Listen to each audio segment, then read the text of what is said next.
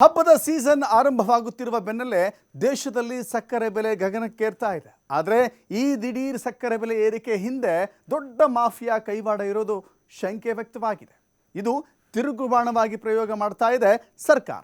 ಈ ಸಂಬಂಧಪಟ್ಟ ರಿಪೋರ್ಟ್ ಇಲ್ಲಿದೆ. ಅಂಗಡಿಗಳಲ್ಲಿ ಬೇಕಾಬಿಟ್ಟಿ ಸಕ್ಕರೆ ಸ್ಟಾಕ್ ಮಾಡುವಂತಿಲ್ಲ, ಹೊಸ ರೂಲ್ಸ್. ಹಬ್ಬದ ಸೀಸನ್ ಮನೆ ಬಾಗಿಲಿಗೆ ಬಂದೇ ಬಿಟ್ಟಿದೆ. ಗೌರಿ ಗಣೇಶ, ದಸರಾ, ದೀಪಾವಳಿಯಂತ ಸಾಲು ಸಾಲು ಹಬ್ಬಗಳು ಬರ್ತಿದ್ದಂತೆ ಸಿಹಿ ತಿಂಡಿಗಳ ಸಂಭ್ರಮ ಶುರುವಾಗಬೇಕಿತ್ತು. ಆದರೆ ಹಬ್ಬದ ಸಂಭ್ರಮಕ್ಕೆ ಕಹಿ ಸವರುವಂತೆ ದೇಶದಲ್ಲಿ ಸಕ್ಕರೆ ಬೆಲೆ ಏಕಾಏಕಿ ಗಗನಕ್ಕೆ ಏರಿದೆ.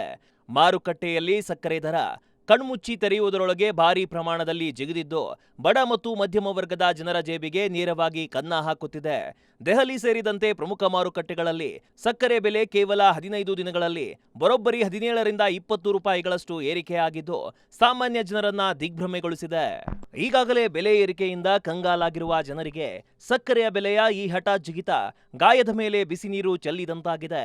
ಮುಕ್ತ ಮಾರುಕಟ್ಟೆಯಲ್ಲಿ ಸಕ್ಕರೆ ಬೆಲೆ ಹತೋಟಿ ತಪ್ಪುತ್ತಿರುವುದನ್ನ ಕಂಡು ಎಚ್ಚೆತ್ತುಕೊಂಡಿರುವ ಕೇಂದ್ರ ಸರ್ಕಾರ ತಕ್ಷಣವೇ ಕಠಿಣ ಕ್ರಮಕ್ಕೆ ಮುಂದಾಗಿದೆ.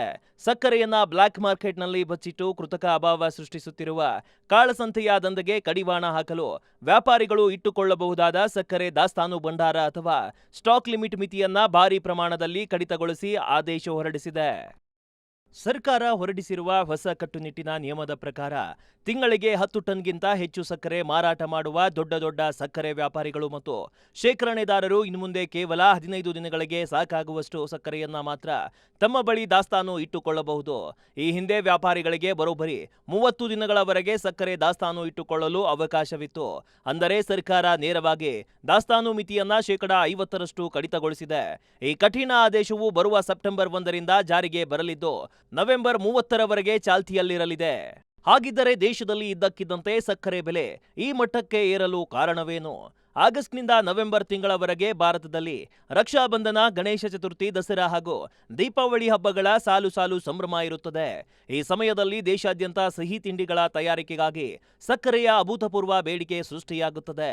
ಇದನ್ನೇ ಬಂಡವಾಳ ಮಾಡಿಕೊಂಡ ಕೆಲವು ಕಳಪೆ ವ್ಯಾಪಾರಿಗಳು ಮುಂಚಿತವಾಗಿಯೇ ಸಕ್ಕರೆಯನ್ನ ಸಂಗ್ರಹಿಸಿಟ್ಟುಕೊಂಡು ಕೃತಕ ಅಭಾವ ಸೃಷ್ಟಿಸುತ್ತಿದ್ದರು.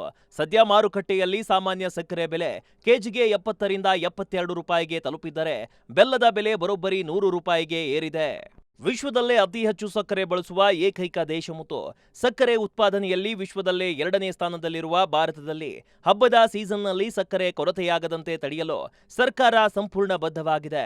ಈ ಸ್ಟಾಕ್ ಲಿಮಿಟ್ ಹೊರತಾಗಿಯೂ ಅಗತ್ಯ ಬಿದ್ದರೆ ಸುಂಕರಹಿತವಾಗಿ ವಿದೇಶಗಳಿಂದ ಸಕ್ಕರೆ ಆಮದು ಮಾಡಿಕೊಳ್ಳಲು ಸರ್ಕಾರ ಯೋಜನೆ ರೂಪಿಸುತ್ತಿದೆ. ಒಟ್ನಲ್ಲಿ ಹಬ್ಬದ ಹೊತ್ತಿನಲ್ಲಿ ಸಕ್ಕರೆ ಕಾಳಸಂತೆಕೋರರಿಗೆ ಶಾಕ್ ನೀಡಿರುವ ಸರ್ಕಾರ ಸಾಮಾನ್ಯ ಗ್ರಾಹಕನಿಗೆ ಸಿಹಿ ನೀಡಿ ಬೆಲೆ ಹತೋಟಿಗೆ ತರುತ್ತಾ ಎಂಬುದನ್ನ ಕಾದು ನೋಡಬೇಕಿದೆ.